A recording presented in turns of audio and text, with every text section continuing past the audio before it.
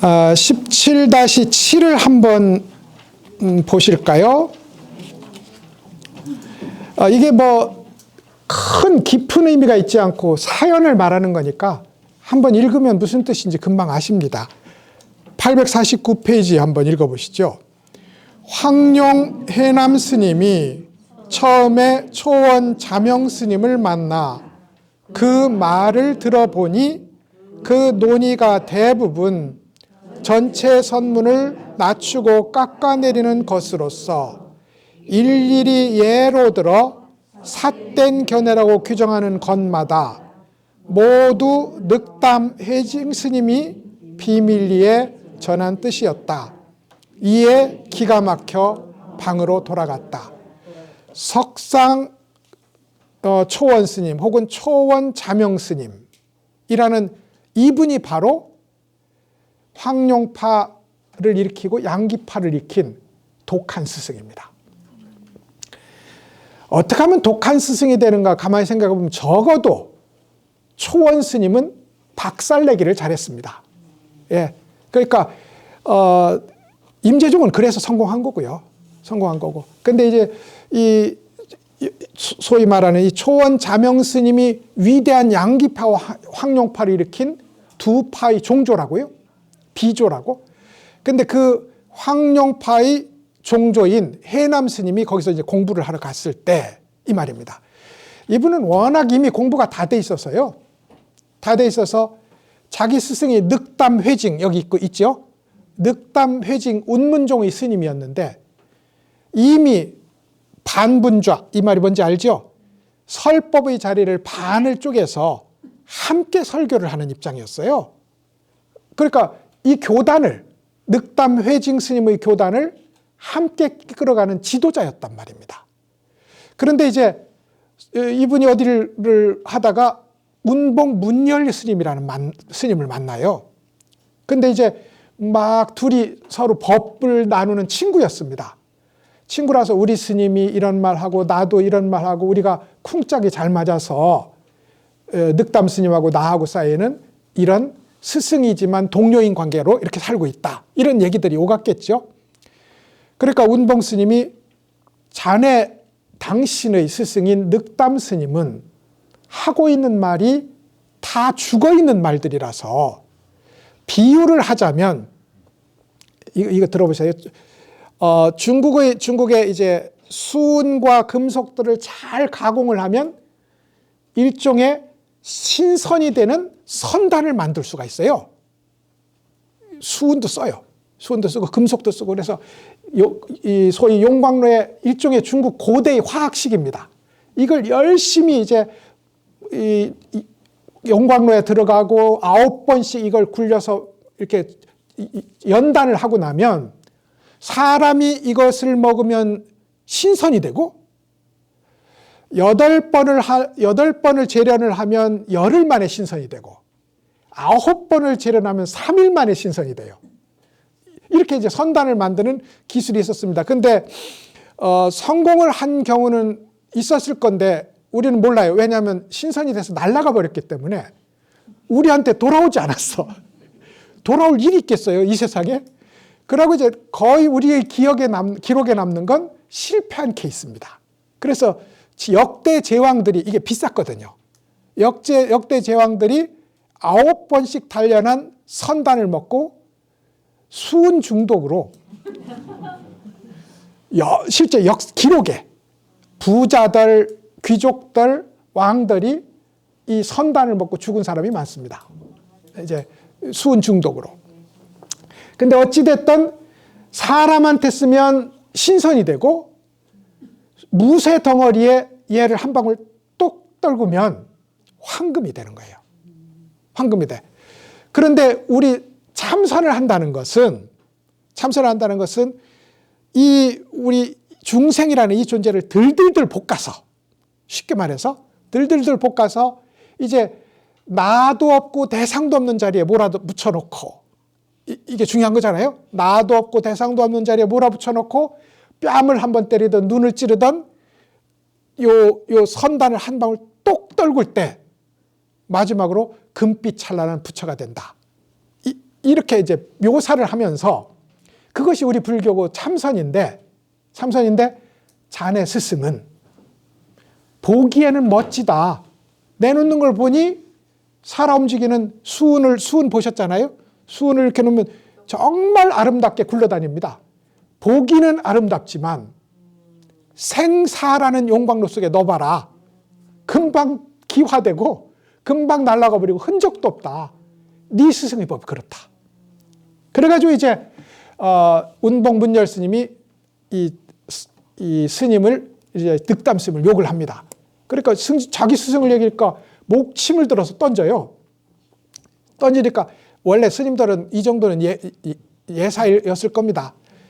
그래서 목침을 던지니까 도망을 가서 이제 다음날 어제는 내가 잘못했네. 그래 놓고 또 말합니다. 야, 세상에 참선을 한다는 것은 왕으로서 세상을 본다는 건데, 여러분, 우리가 참선을 한다는 건 우리 마음속에 영명한 군주가 하나 있잖아요. 그게 뭐예요? 본래 부처. 이 영명한 군주가 곧 나잖아요. 영명한 군주의 자리에 돌아가서 황제로서 왕으로서 세상을 내려다본다는 건데, 어떻게 그렇게 말 한마디 두마디에 끌려다니는 그런 언어의 종이 되겠느냐 하고 또 말합니다. 그러니까 야, 이 사람이 이 정도 말하면 진짜구나. 그래서 그럼 어떻게 하면 좋겠느냐. 그러니까 석상 자명스님이, 초원 자명스님이 그렇게 수단이 고명하니 거기를 가봐라. 그래가지고 이제 저 정도면 내가 한번 가보겠다. 가다 얘기를 들어보니 이 석상 스님이라는 사람이, 초원 스님이라는 사람이 욕쟁이에요. 아, 저기 가면 내가 욕을 진짜 먹겠구나. 그래서 안 갑니다. 안 가고 이제 중간에 이 보검 스님이라고 유명한 선지식 밑에서 서기 노릇을 해요. 서기는 높은 겁니다. 서기 노릇을 해. 그런데 이 스님이 돌아가시고 그곳에 초원 스님이 방장으로 취임을 합니다. 그래, 첫날 법문을 듣는 장면이 인용문이에요. 도대체 법문을 들어보니 저 인간은 이렇게 하는데 그게 지금 불법이라고 설하고 있느냐, 늑담은 이렇게 말하고 있는데 그것을 지금 불교라고 해야 되냐, 사마외도라고 해야 되냐, 이렇게 욕을 하는 거예요. 그래가지고 기가 막혀서 이제 자기 방으로 돌아갑니다. 야, 저 스님을 내가 어떻게 할까? 그러다가 그 다음날 그래도 운봉 스님이 그렇게 했으니 내가 원래 이제 스승한테 가는 것은 이제 향을 가지고 이렇게 가지고 가서 향을 피워서 올리고 절을 3번 하고 스승을 맞이하는 제자의 예를 취한다고요. 가서 이제 향을 가지고 이렇게 하려니까 석상 스님이 잠깐. 그래, 스님은 이미 강호에, 강호 제방에 이미 위대한 선직으로 소문이 났는데 내가 어떻게 당신의 절을 받겠느냐. 우리 평좌로 앉아서, 그러니까 이렇게 함께 공평하게 앉아서 상의를 해보자. 그리고는 이제 얘기를 몇 마디 하더니 안 되겠다. 내려가서 향 피워라. 얘기해보니까 상대가 아닌 거예요. 그래서 여기 앉았다가 내려가서 저기서 향 피워라. 이래가지고 이제 향을 피우고 절을 3배를 받고 자, 지금부터 말을 해보자. 그래 놓고는 이제 매번 똑똑한 소리를 가져갑니다. 왜냐하면 천하의 선지식으로 이미 이름 났잖아요. 그때마다 욕을 하는 거라. 너 이 악지식아. 선지식의 반대가 악지식입니다. 세상 도를 다 망가뜨리는 이 악지식아. 욕을 해, 욕을. 너무 욕을 맞다가 이 스님이 이제 못 참고서 도대체 스님이 선지식이라는데 뭐가 선지식입니까? 와서 말만 하면 욕을 하는데. 그러니까 욕을? 너는 내가 한 말이 욕으로 들려? 이랬어요. 너는 내가 한 말이 욕으로 들려? 이거 선종에 굉장히 유명한 다른 얘기도 있는 겁니다. 내가 언제 설법 안 했어? 내가 언제, 네가 밥을 바치면 내가 밥을 먹었고, 네가 차를 주면 내가 차를 마셨고, 네가 합장을 하면 내가 합장을 했어. 이것과 내가 욕을 했다고? 너는 이게 욕으로 들렸어? 이 말이 똑같은 말이에요. 그렇겠죠, 그죠? 이해되는 겁니다. 내 입에서 나오고 눈 찡긋하고 공손하고 욕하고 불손하고 다 법을 드러내는 자리였지 욕이라고 이렇게 한 거예요. 그래서 이제 황룡 스님이 거기서 이제 큰 눈을 떴다는 그런 장면이 여기에 이제 있게 됩니다. 근데 이 초원 스님이 양기 스님을 깨닫게 할 때는 또 반대의 방법을 써요. 스님 법 좀 가르쳐 주십시오. 그러니까 다 아시는데 뭐. 양기스님한테 자기 제자한테 다 아시는데 아이고 스님이 나보다 100배 나와서 스님 회상에서 100명, 1000명, 10,000명의 제자들을 길러낼 텐데 나한테 법을 물으면 어떡합니까? 이렇게 공손의 극치로 또 양기스님을 키워냅니다. 그래서 이 수단이 그야말로 극과 극을 달릴 정도니 얼마나 자유로운 수단이었느냐. 이걸 이제 초원 스님에게서 볼 수 있는 이야기가 되죠. 요 정도 돼야 이제 정한 종사다 하는 것이 성철 스님 얘기고, 성철 스님은 여기에 감정이입해서 뭐라고요? 대한민국에 깨달았다고 오는 사람들 다 내 석상 초원 스님의 입장에서 감별해 주리라.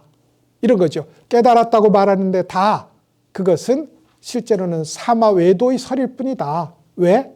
머릿속에서 나오니까. 이것이 이제 성철 스님의 의도이기도 했어요. 마지막 문장입니다. 17-8 이게 마지막, 아니다 9도 있네. 엄청 기네. 17-8 보시죠. 읽어보실까요? 원호 스님이 대스님에게 말하였다.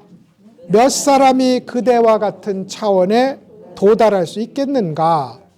예전에 경상좌 한 사람이 그대와 똑같았지만 이미 죽고 말았다.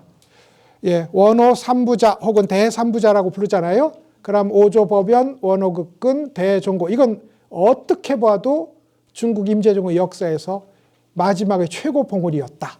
이렇게 이제 볼 수 있는 거거든요. 그러면 이제 원호 스님이 대종고 스님을 어떻게 가르쳤느냐? 대스님 역시 천재였어요. 그래서 이미 중국 천하를 강호를 돌아다닐 때 운문종 스님한테 가면 네가 최고다. 마치 부처님이 알라라 깔라라만 가면 네가 최고다. 우따까 라마푸타에 가면 네가 최고다. 이렇게 한 것과 똑같이 네가 최고다. 네가 최고다. 너 여기서 나와 같이 교단을 지도하자. 이런 분들이 운문종에도 있고 조동종에도 있고 쭉 모두 대를 그렇게 인정하고 천하에 대스님을 저 세상에 대해라는 사람이 있는데 그렇게 똑똑하다더라. 근데 이분이 이제 공부를 해보니 뭔가 찜찜해요. 근데 이제 가다가 이제 드디어 임재종 스님을 이제 만나게 됩니다. 그 임재종 스님의 이름이 뭐냐면 이제 누구야? 원호 극근 스님이 되는 거죠. 그러니까 이제 원호 극근 스님에게 가서 자기 공부를 바쳐보니 정말로 바늘도 안 들어가는 거예요. 바늘도. 그래서 이제 심지어 반년 사이에 49번을 들어갑니다. 49번을 들어갔는데 들어갈 때마다 아니야. 아닐 리는 없어요, 여러분. 근데 이제 이미 이 원호 극근 스님은 가져온 것이 머리에서 나온 걸 아는 거지 말은 틀리지 않았어요. 근데 49번을 가져갔는데도 아닌 거예요. 그래서 이제 어느 날 완전한 어떤 계기로 그걸 설명을 드리자면 선종의 수작은 굉장히 정확한데 분명하게 맞아떨어진 자리에 가서 마음이 딱 끊어집니다. 무심에 이르렀단 말이죠. 무심에. 보살님이 바라는 선정에 쑥 들어갔다 이 말입니다. 몽중일여의 선정에 들어갔어요. 이게 칠지였습니다. 화엄 칠지였어요. 화엄 칠지는 모든 분별이 끊어진 자리입니다. 거기에 들어갔어요. 들어갔는데 이제 너무 시원합니다. 시원하지. 나가 없는데 갈등이 없잖아요. 온 세상이 그저 물 흐르듯이 자연스럽게 어떤 것도 내 마음에 맺히는 바가 없이 그저 자연스럽고 그저 흔쾌하게 이걸 자기 스승한테 가져갑니다. 그러니까 참 아쉽다. 죽기는 잘 죽었는데 도로 살지 못하는구나. 이때 이목고를 또 해야 된다. 나 깨달았는데 무슨 이목고입니까? 이렇게 한 거예요. 나 깨달았는데 무슨 이목고입니까? 화엄 칠지 모든 분별이 다 사라진 이 자리에 가서도 화두를 의심해야지. 그렇지 않으면 그것이 깨달음을 가로막는 최고의 병통인 걸 알아라. 실제로 이렇게 말을 해요. 그래서 이제 대스님이 가만히 생각하다가 이제 워낙 수단이 좋은 분이니까 이제 그 원호 스님을 따라서 계속 원호 스님 때 고관 대작들이 많이 드나들었거든요. 그 고관 대작들을 주로 접객하는, 왜냐하면 말이 좋으니까 고관들이 와봤자 대스님 관문을 통과 못하는 게 원호 스님한테 갈 길이 없어.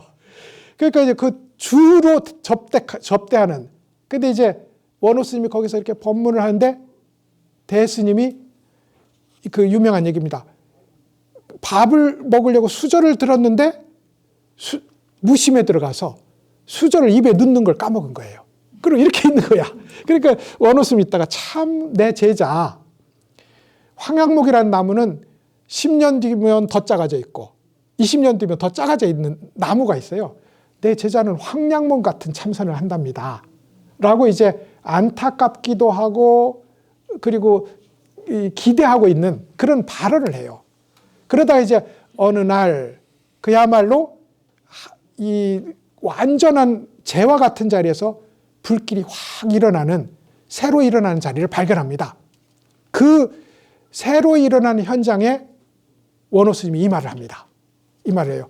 세상에 너와 같은 자리에 도달한 사람이 이 세상에 몇 명일까? 옛날에 내 제자 중에 경상자라는 친구가 있었는데 요절했다. 그러니 실제로 너밖에 없다. 이렇게 이제 공개적으로 종을 칩니다.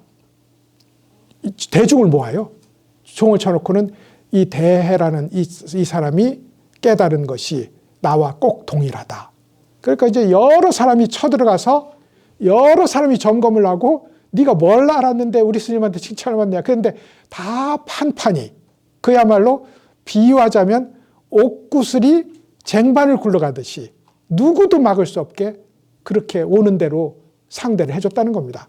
한 6명, 7명이 묻는데도 그대들이 묻는 100명이면 100가지 질문, 1000명이면 1000마디 질문이라 해도 내가 지금 여기서 에헴 하는 이 기침소리 하나 이기지 못할 것이다.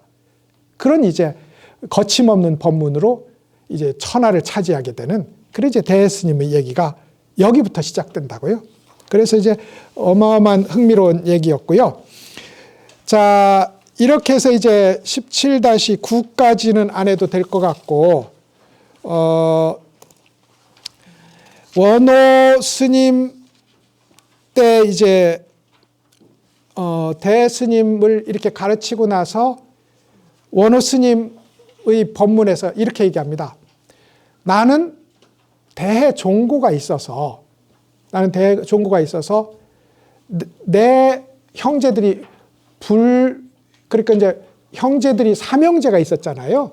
근데 내 삼형제 중에 두 사람은 다 지금 하는 것 보니 형편없는 교단을 이끌어가고 있는데 내 교단만은 그런 잘못이 없다. 그러니까 대스님이 비웃습니다. 자기 스승을.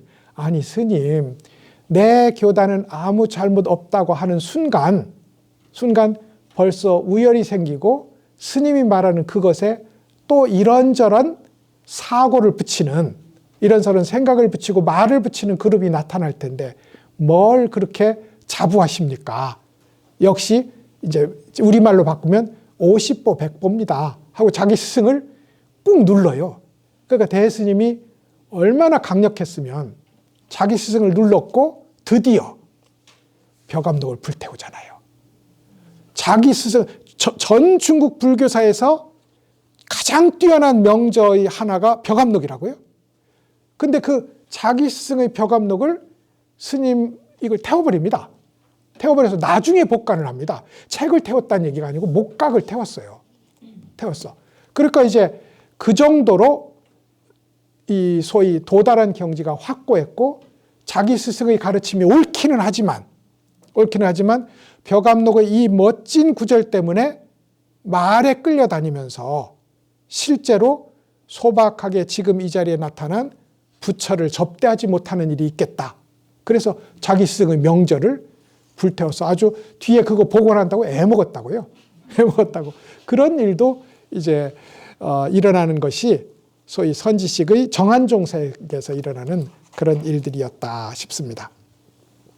자, 여기까지 이제 하면 대체적으로 마칠 것 같고, 실제로 이 성철 스님의 이 문장들은 똑같은 얘기를 하고 있는 것 같아도 가만히 배치해 보면 언제나 서론, 본론, 결론 혹은 기승전결의 구조를 갖고 있어요. 그러니까 이 기승전결의 구조를 따라가려면 나중에 또 제 말을 기억하셔가지고 요 이제 19장을 전부는 못 보시겠습니다만 한 구절을 보려고 해도 그걸 인용문을 가만히 읽어보실 필요가 있습니다. 그게 스스로 논리를 구성하도록 이렇게 고리를 묶어놨어요. 성철 스님이 이제 그런 수단을 쓰신 거죠.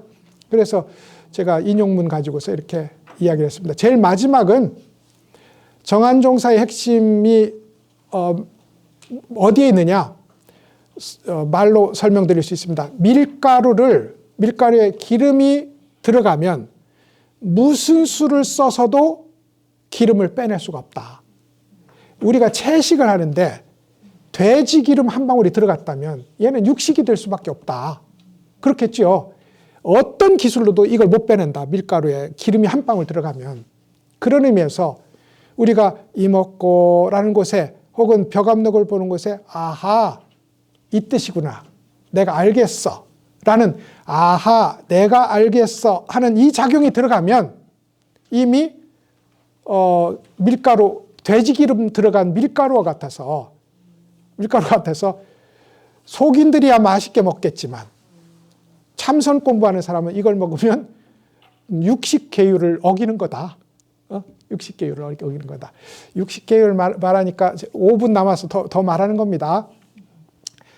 이게 이제 제가 육식과 채식의 겸상이라는 얘기를 전에도 한번 해드렸을 거예요. 그러니까 삼장법사가 처음에 여행을 출발했을 때 손오공을 아직 만나기 전에 했을 때 이제 쌍차령이라는 곳에서 온갖 맹수에게 포위를 당합니다. 우리도 공부하기 전에는 맹수가 있는지 몰랐잖아요.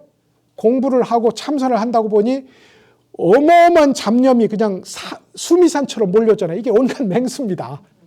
한쪽에서는 잠이 몰려오고 두 개의 산이 몰려와요. 한쪽에서는 찬란한 마음, 찬란한 바다가 쫓아오고 한쪽에서는 무거운 잠의 산이 나를 압박합니다. 그래서 삼장이 거기에 이제 갇혀 있는데 유백흠이라는 사냥꾼이 와서 삼장을 구해줘요. 그러니까 물리치는 거죠. 호랑이를 물리치고 독사를 물리치고 승냥이를 물리치고 여우를 물리치고 다 물리쳐요. 그날 이제 저녁 식사를 대접하는데 이 많은 큰 상에 호랑이 고기, 여우 고기, 노루 고기, 토끼 고기 이걸 산더미처럼 쌓아놓고 자 먹읍시다. 그러니까 내가 중인데 내가 스님인데 나는 고기를 못 먹습니다. 그러자 유백흠의 모친이 고기를 삶은 솥을 깨끗이 닦아서는 강냉이 밥과 나물 반찬을 해서 조촐한 채식상을 차려줍니다. 채식상을. 그래서 이제 한쪽에서는 유백흠이 온갖 고기 덩어리를 와구와구 먹고 다른 한쪽에서는 삼장법사가 조촐한 강냉이 밥과 나물 반찬을 먹어요. 근데 이게 수행자의 몫입니다. 처음에는 유백흠이 호랑이와 싸우듯 여우와 싸우듯 뱀을 물리치듯 오면 별 수 없이 화두라는 칼 한 절을 들고 물리쳐야 돼요. 싸워서 이겨야 된다고 처음에는. 그와 동시에 내 속에 있는 부처님한테 대해서는 매번 맡겨야 돼요. 왜냐하면 부처는 혼자 자라는 거지 내가 키우는 게 아니거든요.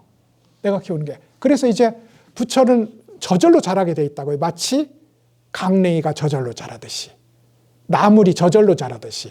그래서 우리 불법 공부는 한편으로는 육식을 하는 투쟁과 같고 다른 한편으로는 채식을 하는 완전한 맡겨놓은 것 같아요.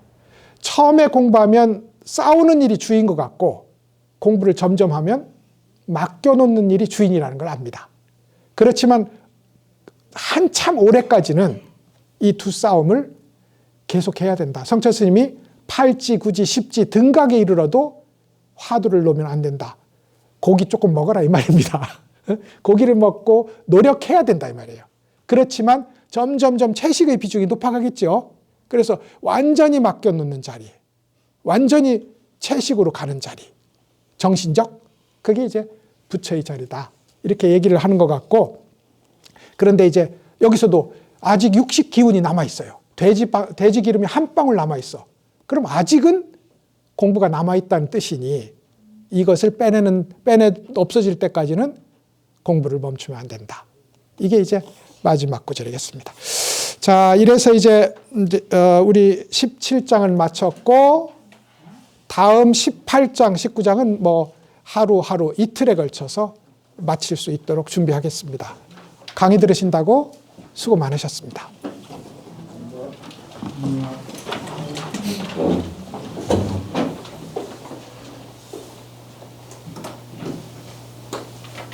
교수님께 합장 일배 올리겠습니다. 수고하셨습니다.